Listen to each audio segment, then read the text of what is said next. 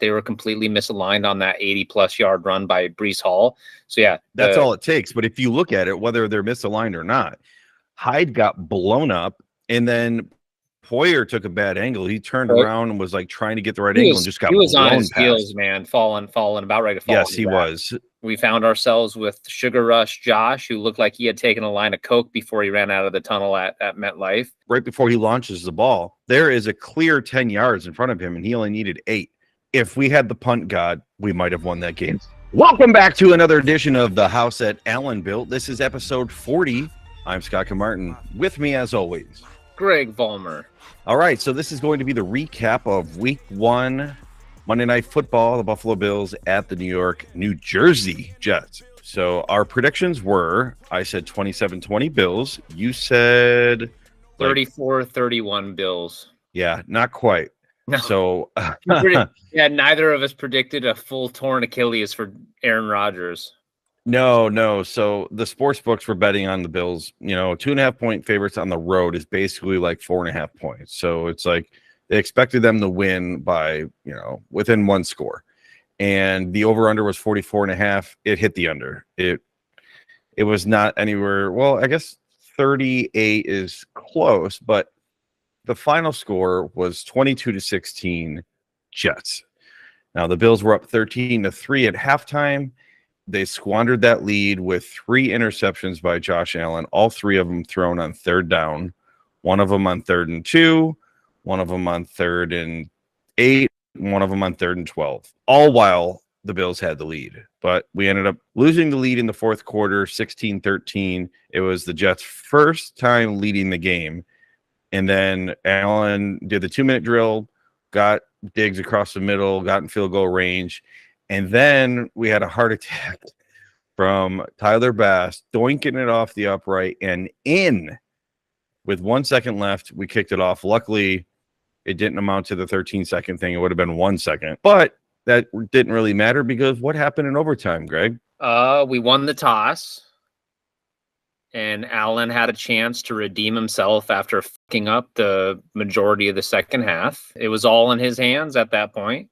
After having a less than stellar showing, we've seen him be fourth quarter Josh before where he's worked magic. So this was kind of the stage was set for him to kind of just, as much as we've seen Sugar Rush Josh come out, and it certainly came out Monday night, he's had his clutch moments in the fourth. So there is a part of you, I think, as a Bills fan that overtime starts and you're like, okay, he can erase all this. Like this was his third career 3 interception game, by the way. And he was, prior to that overtime, he was 0-4 in overtime, and now he is 0-5. Oh, God. So he is cursed in overtime. Given the fact that he has been clutch at times in his young career, still young career in year 6, he had the chance to erase it all, and instead the drive went about how the whole night went, except he didn't throw an interception on that overtime drive. But it was worse because on 1st and 10, when the Bills had it in overtime, Spencer Brown jumps offside, 5-yard penalty. Now it's 1st and 15.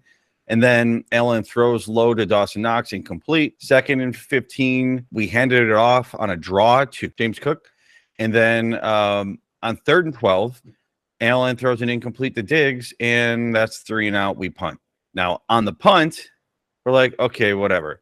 We're at our own 23. Sam Martin punts the ball 43 yards. And, of course, back deep, which wasn't very deep because it wasn't that great of a punt, was Xavier Gipson, who was the hard knock star who made it the team, most specifically for special teams. And he had 3 returns in college. What do you know? He returns the punt for a touchdown. The biggest loser of that was Sam Martin. If you saw him, now I understand he makes money punting the ball, but you're the safety on that play. You are the last resort, and he's literally coming right after you. And you do a little pair-away, little 360, try to do a 2-hand touch. The old pansy push.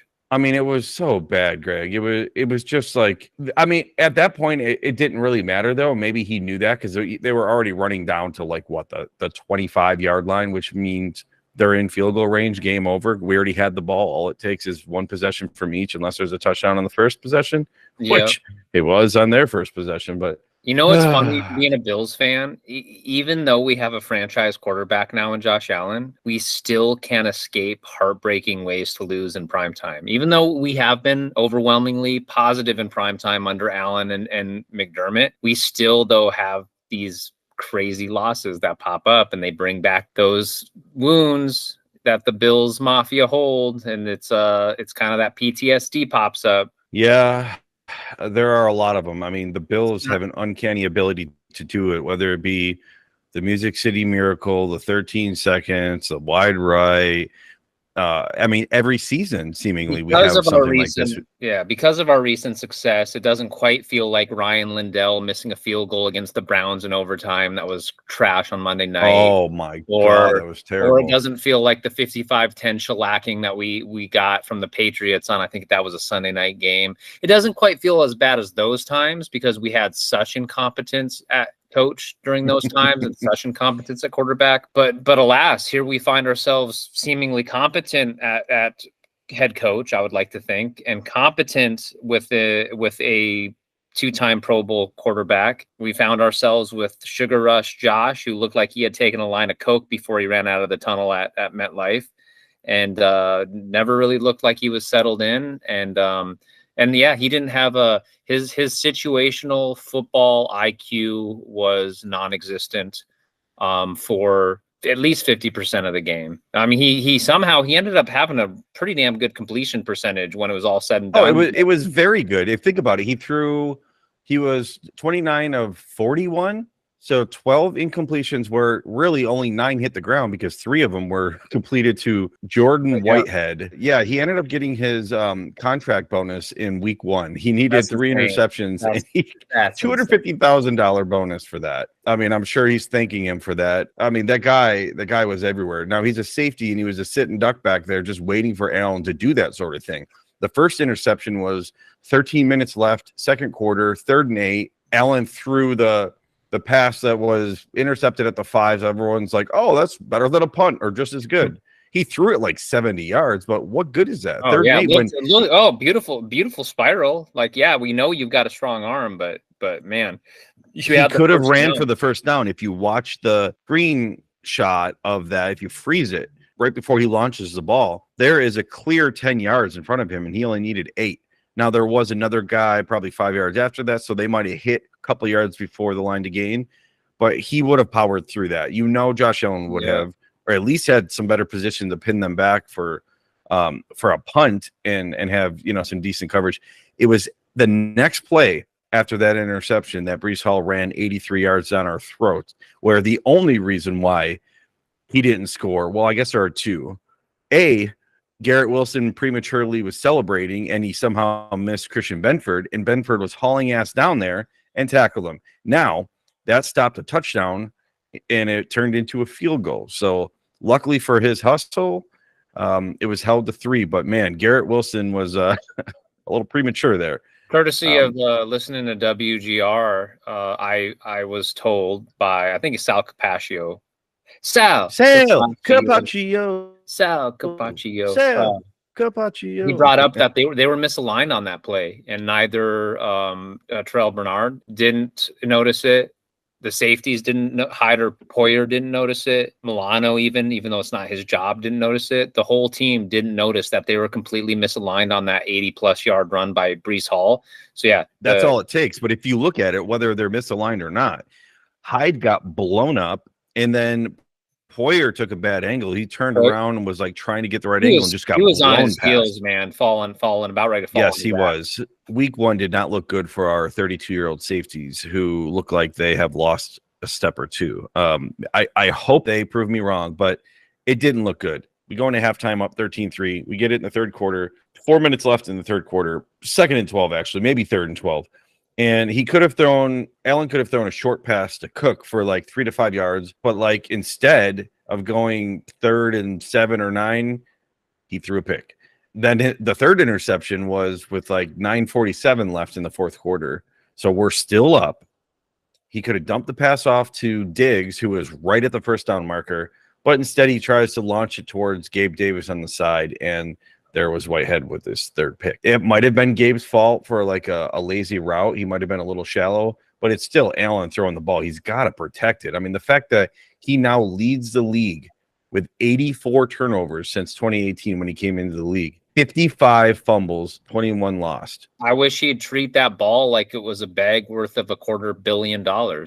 That reminds me, Dan Orlovsky, did you see what he said about him? He said Josh Allen treats the football like it's a bag of stale bread. Someone in that building has to have the courage to sit down, look him dead in the eye as a grown man and say, we have to grow up. Everybody this week was throwing Allen under the bus, right? Everybody. And he deserves it. Rightfully so this week, especially week one. Dan Orlovsky was like, it's time to grow up. He goes, I like Allen and he's a mature person on and off the field. But between the ears, there's times where he needs to just check down. A lot of people gave Dorsey flack, and that includes me. You go back and you watch the stuff. There's a lot of schemes where he should have done the check down and he would have lived to see another down. You know, everyone's like, oh, Kincaid should be the new Beasley. The tight ends were 7 of 8 for 51 yards. Okay. That's not a lot. That's going to move the chains if you're going for those short little passes. Even Cook looked like he was electric on Monday. Yeah. But if you don't want to trash our golden boy quarterback and Josh Allen, then the low hanging fruit is trashing Dorsey. It is, and Dorsey. Look, Dorsey is not Brian Daboll, and I think he severely he misses that. I think it was Jordan Palmer was on the Herd, and he was being interviewed as to why would Allen possibly regress? Like what happened with that? And what he said was that Brian Daboll, according to Bill Belichick, is one of those coaches who's so well-rounded that he could be an offensive coordinator, he could be a defensive coordinator, and he could be a special teams coordinator because he just knows football. He's one of those guys, and I think he brings out the best in everyone. Now, of course, they got blown out week 1 against Dallas, who has an incredible defense, and the Giants' offensive line is Swiss cheese. Who saw that coming? 40-0. but we'll get to that. But Daboll is missed, and I think Allen has these moments every season since he's been in the league, and he reminds us after he makes superb plays that, like, oh yeah, well, it's worth it. You know, the 10 to 20% of the time that he makes a mistake, he makes up for it with that 80 to 90% superstar that only 2 to 5 people in the entire league can do those sort of things. You can't do that on third downs. You can't do that when you have the lead. You gave that game away. I mean, it's getting old. Especially his fumbles, the way he treats the ball and the protection of the ball. Just the protection of the ball is getting old. How about when he did a leap over a player 7 yards shy of the first down? And I'm like, what are you doing? Or how about when he could have easily gone out of bounds and they decide to purposely go back towards the middle of the field? He likes contact. I mean, that's Josh Allen for you. It's not smart. That's lack of football IQ. It is not smart at all. A Drew Brees would have gone out of bounds. A Peyton Manning, even though he doesn't run, would have gone out of bounds. A Tom Brady would have gone out of bounds. Patrick Mahomes would have gone out of bounds. I think after McDermott's spineless field goal on 4th and 2, after you know Aaron Rodgers is out for the game and likely out for the season after you saw him get up, you knew it was a bad ankle sprain or a calf or the way it, reverberated. What you saw, it ended up being a ruptured Achilles and he's out. That was your chance to just like keep your foot down on him. And I so badly wish that Allen didn't fuck up so much so that I could put this on McDermott. That he didn't put the knife to the neck after Rodgers went down, because that was a game that we had no business losing when they lost their starting quarterback, future Hall of Famer. I so badly wish I could pin this on McDermott, and I can't. It's 100, damn near 100% on Allen. That 4th and 2 going for the field goal to go up 3-0 against a Zach Wilson-led team now that was reeling. I mean, maybe they're like, okay, the Jets have one of the best defenses in the league, no doubt. You don't trust Allen to do more than that. So then Allen took it upon himself to, I believe, not necessarily do audibles, but do more than what the play was designed for. All those checkdowns that were there, it was for that. There were some of those passes that he threw that were intended for Diggs that weren't even meant for Diggs. If you look at the scheme, you're like, that was not meant for him. With the Bills having the best 4th down conversion rate last year in the entire league, it's 4th and 2 on the Jets 20, and you punt it. I was pissed. That set the tone for me for the game. I did not feel good about it after that. And Allen felt jittery. And ironically gun shy. Other than when he threw those careless interceptions, he was afraid to throw. He hesitated too much. He ran right into his blocks, right into the lineman. I mean, he literally on one gave somebody a sack by the guy ran into him without knowing Allen was there. Yeah, he gets happy feet, whether it's a lack of trust in his O-line or he just starts getting anxious once the ball gets snapped. But it wasn't a fun game to watch, man. Compare the experience of watching. It was a different time last year. We were all together in a bar in Portland, but the feeling of watching the opener last year compared to this year was such a night and day difference. It was such a depressing game to watch. And there were some times of hope in the first half and the early second half, but overall we had 7 months of having to wait to try to wash the taste out of our mouths as Bills fans after that Bengals debacle. And we got to hear the lip service from Allen saying and from the coaches saying he's the most focused and locked in on football he's ever been.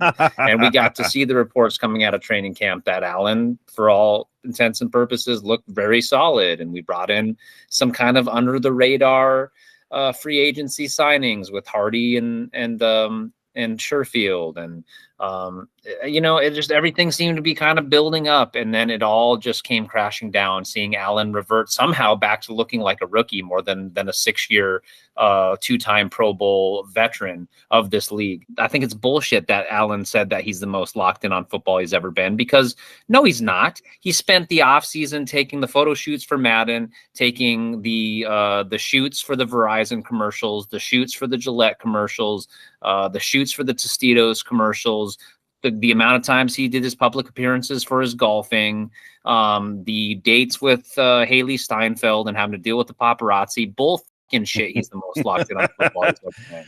That's quarterback speak. There's coach speak. That's quarterback speak.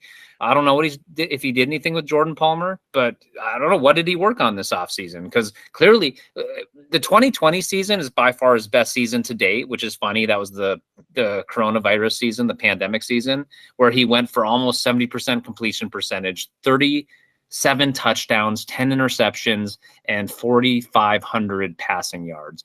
Now, that season, coupled with kind of when they caught fire in the 2021 season, before 13 seconds, it seemed like Allen had figured it out because he was making smart decisions for the most part, even though he had a decent amount of interceptions in 2021. But it was like, he seemed like he was starting to figure it out. So for a sudden come crashing down after this 7 months of waiting to build up to this beginning of this fresh new start, it made it all the more disappointing. There's a lot to cover and unpack about this game, but what I have to say is week one is always weird. I mean, Mahomes didn't win. Burrow had 82 yards. Higgins had 0 catches. You see the Giants getting blown out. You see Tua throwing for 466 yards. I mean, that's not going to happen every week, I promise you. And if I have to remind you, week one of 2021, the Bills lose 23-16 to the Steelers. Well, what did we do? We went on to the divisional round. We lost to the Chiefs, but it was still a damn good season. 2022, the Bengals, they opened up to the Steelers and lost to Mitch Trubisky 23-20. What did they do? Well, Burrow threw 4 interceptions that game.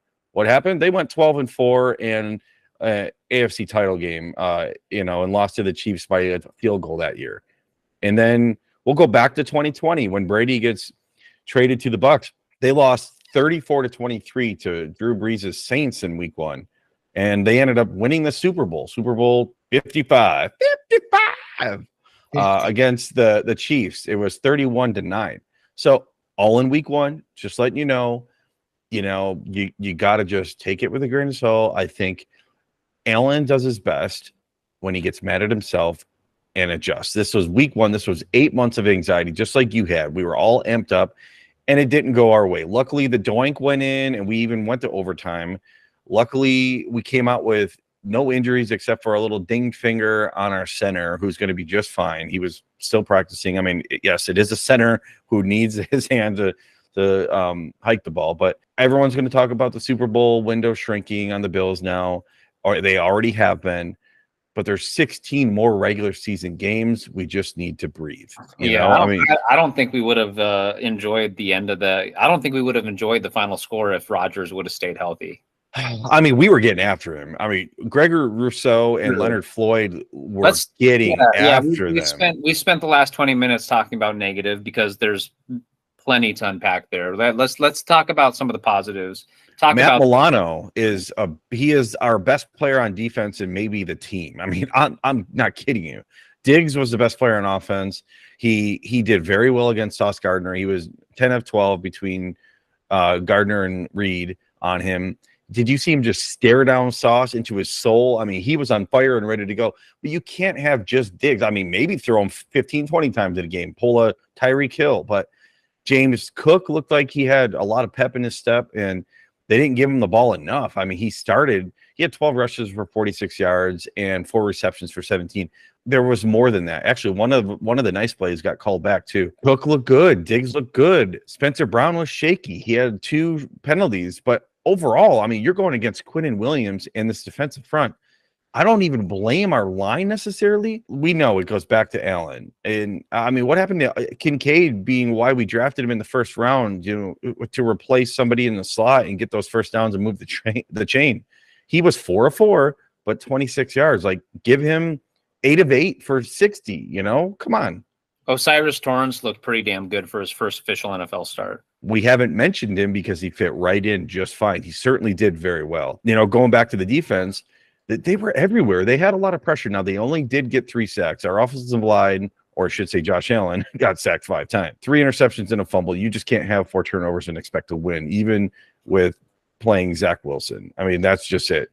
The rush did look good. I'm happy. Maybe Leonard Floyd looked amazing, bringing him late in the offseason. And that tackle on Aaron Rodgers was routine. There was nothing wrong with it. It was literally in 3 plays, they got a first down. It was then 1st and 10. 4th play, Aaron Rodgers, 0 for 1. Josh Allen completed 3 passes to the Jets. That was 3 more than Aaron Rodgers completed as a Jet. And maybe he rehabs and he comes back next season. Maybe he retires. There's a lot of guaranteed money involved.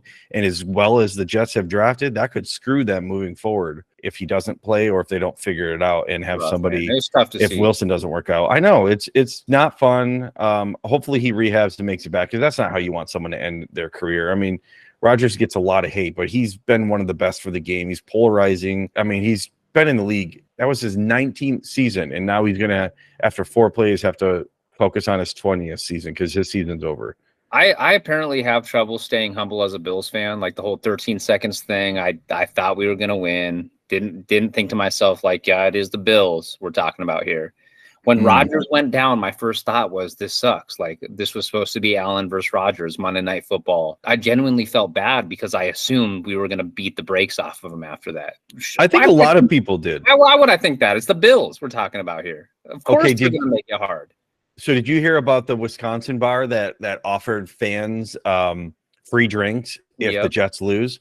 And so they, after Rodgers got hurt, they all celebrated that. It's on video. And then the Jets win and they all have to pay their tab. I think it's a karma. Yeah, well, I mean, they certainly, if there were some Bills fans in there, they would have been like, you don't know the Bills, apparently. Don't be racking up this tab just yet.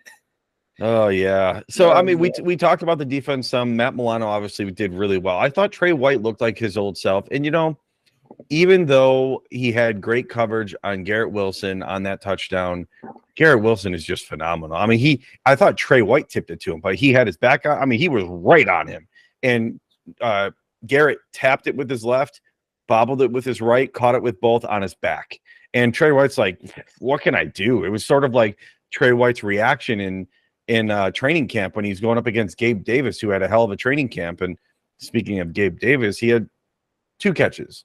And where was Trent Sherfield? Sherfield was on the field for 16 plays and had either 0 targets or 1. He didn't even have a catch. It was an underwhelming debut for Sherfield and Hardy. Hardy had some passes, and the underneath stuff looked like it was working pretty well. But one of the interceptions was throwing to Hardy deep, and he's not the same as McKenzie. They don't play the same game, but I feel like they're the same size, and I don't know what Dorsey wants to do with him. It's like, is it one or the other, or were you setting the short game up for that deep ball and it was just a bad pass? I don't know, but it was a horrible pass. Yeah. Clearly, Allen was off. You're going to have off games, but I mean, otherwise, I think he was like 85% before those interceptions, and he ended up with 70.1 or 71%. Even with all that drama, the Bills go in overtime, go 3-and-out. if we had the punt god, we might have won that game. Sam Martin was just that bad. Allen would have just carried the ball a little bit better. I know, but you know what? There's 52 other players, just like Robert Saleh said when Rodgers got hurt. It's like you go with what you have, and you win and lose together. The Bills won 13 games last year because of Josh Allen. Did they lose 3 games because of Josh Allen? Yes, probably. But you know what? You ride or die with your guy, and that's, I mean, come on, the house at Allen Bill. It's Josh Allen. He's made us relevant for the first time in 2 decades. Now he's going to be held to a higher standard, and he's got to live up to that because he's not playing up to the standard that we're holding him to. So. Now we do have to give the Jets a lot of credit on defense. I mean, they're just a bad matchup for us. And I mean, the Bills, although they beat themselves, the Jets defense, I mean, McDermott said the Jets don't do much on defense. And that wasn't even really meant as an insult. They just hardly blitz because their front 4 are just so big and strong and disruptive. If the Cowboys, that's what gave Allen the jitters. What are we going to look like against the Cowboys? That is worrisome. I mean, the Cowboys were one of only 5 teams on offense that had anything going for them. Week 1 was hard for anyone to score. I mean, outside of the Niners with Brock Purdy, the Cowboys because of their defense and all the turnovers and sacks, the Rams, they scored 30, Miami. I mean, really, those are like the only, Green Bay with Jordan Love. Otherwise, the league was pretty mediocre and pretty even.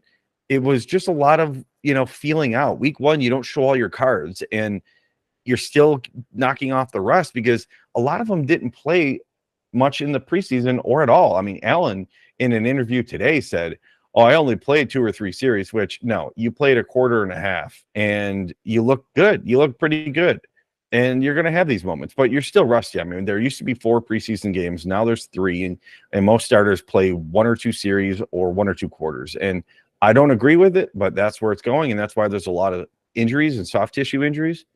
Speaking of which, there's a push right now with the NFLPA to get every stadium in the league to get rid of turf and go to natural grass, because that is where they believe a lot of these injuries are coming from, including Achilles and ACLs. And I mean, I get it. For their safety, you probably should have, and it's going to be a lot more upkeep. But with these franchises that are worth billions each, they can do what's right for the players. Dorsey, full season of trial and error. I feel like he sometimes forces things that don't work and ignores the things that do. And during the game, I was thinking, this dude thinks he's playing Madden. But again, after you calm down and you give it a few days and you watch some more tape, you realize a lot of it did fall on Allen. And it's week 1, so I'm going to give him the benefit of the doubt. Dorsey, just like Dorsey needs to help Allen. Allen needs to help Dorsey. Allen made Dorsey look like shit on Monday night, and he needs to help Dorsey out as well. With the plays that are, like you said, the plays that are getting called for those check downs or those other options as you're going through your progressions. You can't do what he did 3 times through the air, turning it over, and then the 1 time on the ground, fumbling. You mentioned this, and I feel like it's a very good point that if you watch the show Quarterback, produced by Peyton Manning and others, Kirk Cousins has a sports psychologist, and it keeps him grounded. It keeps him focused. It keeps him able to get out of his own head when it comes to that stuff. And I do feel like even though Allen mans up every time there's a mistake, every season he's saying stuff like this. I got to be better. It's all on me. I can't turn the ball over. We're supposed to be past this point. And, Aaron Quinn on Twitter is like, dude, stop pouting and talking about it. Fix it.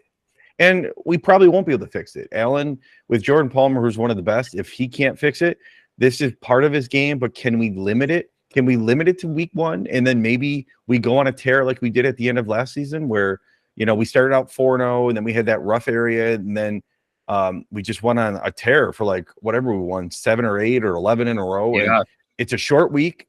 We have our home opener. Good thing it's against the 1-0 Raiders, who I feel like aren't that good.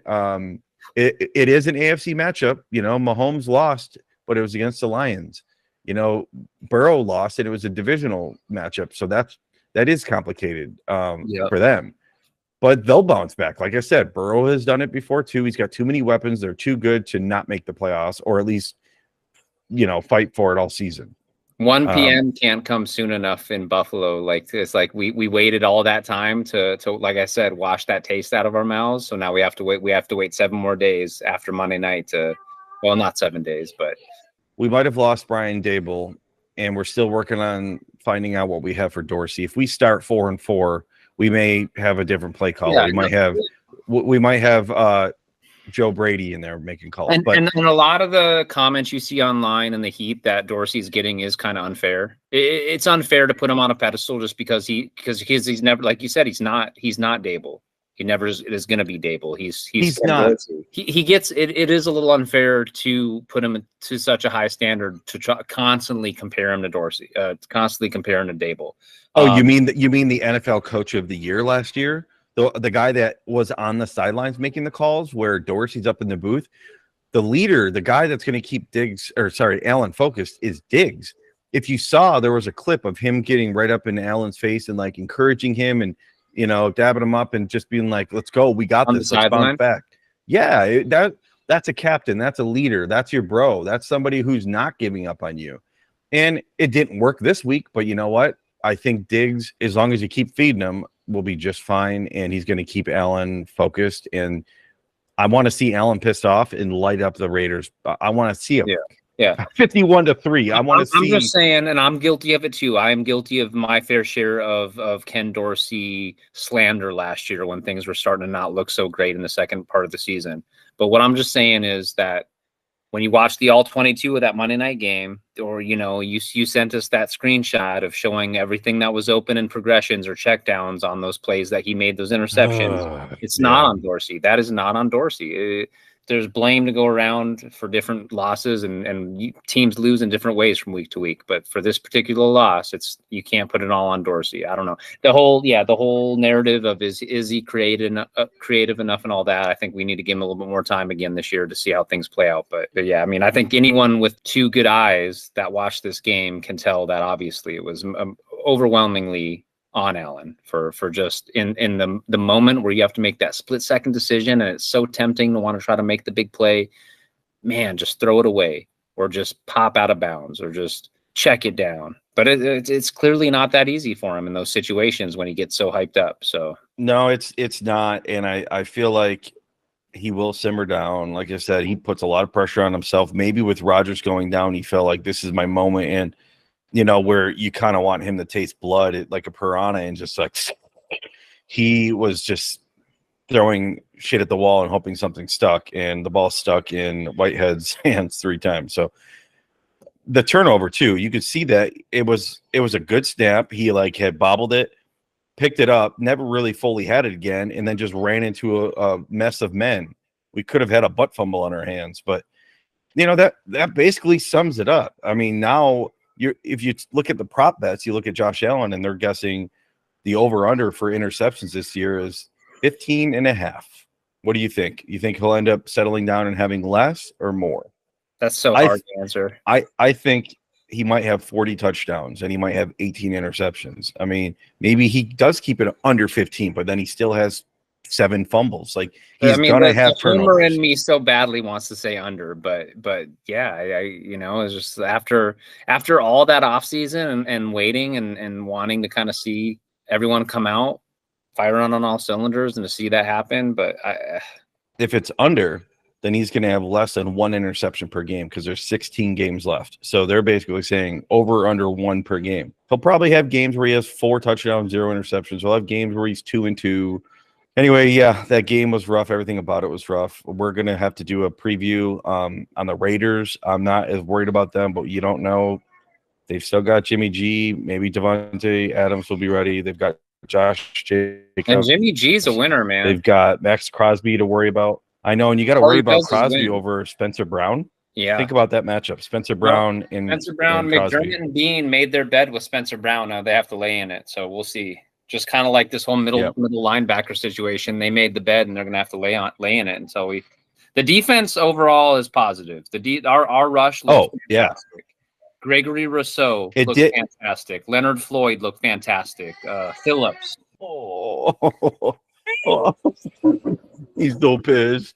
he was trying to sleep, but Daddy's got a big mouth and recording a podcast. So. Yeah, I think, I speak for probably a lot of people. Like we were wanting a fun Monday night, and it started out really weird with Rodgers not even making it through the first 5 minutes of the game. And the amount of emotions and intensity, like everyone was talking about how it felt like a Super Bowl game, like with how much emotion and the national anthem and the scene and everything was just, it was so cool. And then Rodgers snapping his Achilles, and then Allen looking like his rookie year of just, what the hell are you doing? It was just not a fun night. So, like I said, like we want to come out and be like the team that we've seen in the last 4 years that beats up on people and looks smooth and scores at will at times.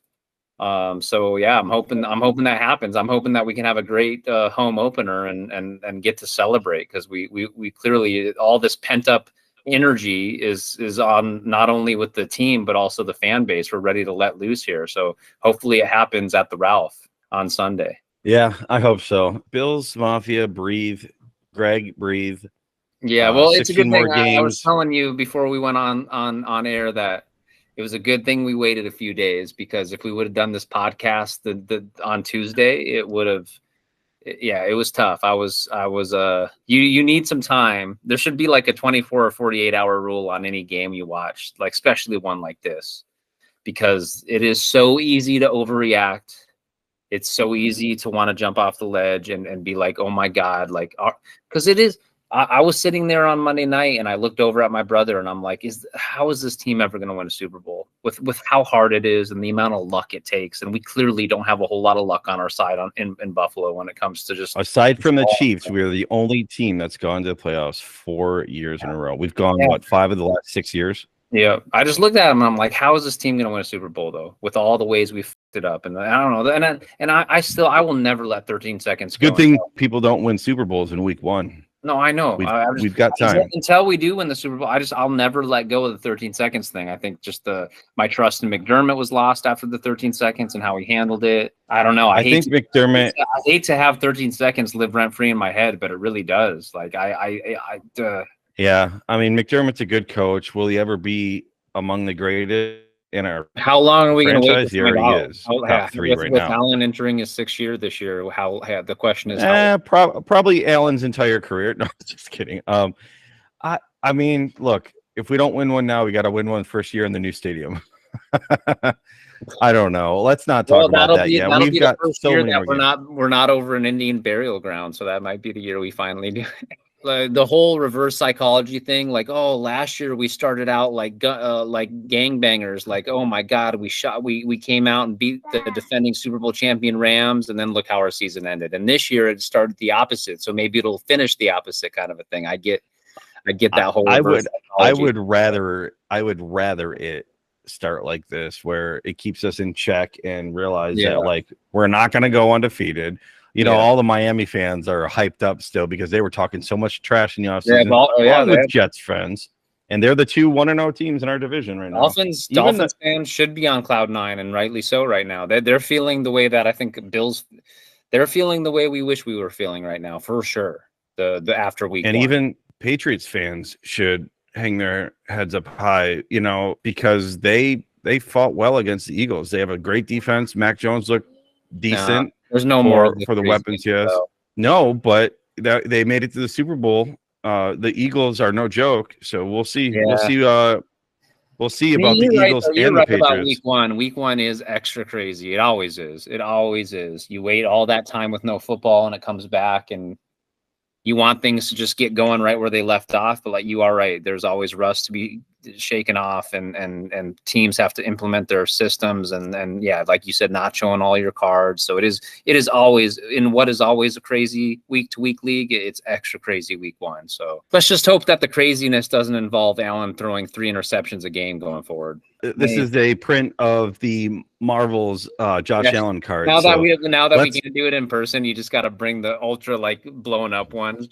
Let's just hope that he is like a Marvel hero this weekend. And I do believe way more so. I mean, we knew the Jets were going to be good. If you remember when we did our first recap in July, not recap, but our predictions, I said we're probably going to split with the Jets and the Dolphins, and go 4-2, and we're still on that pace. We can still beat them at home, and we've got the Dolphins and the Patriots still to worry about. We cannot Wilson's not going to lead that team to the playoffs, and if he does, it's going to be because of the defense, and he's just one of those system quarterbacks like they call Jimmy G and some of these other guys. But that's all I have.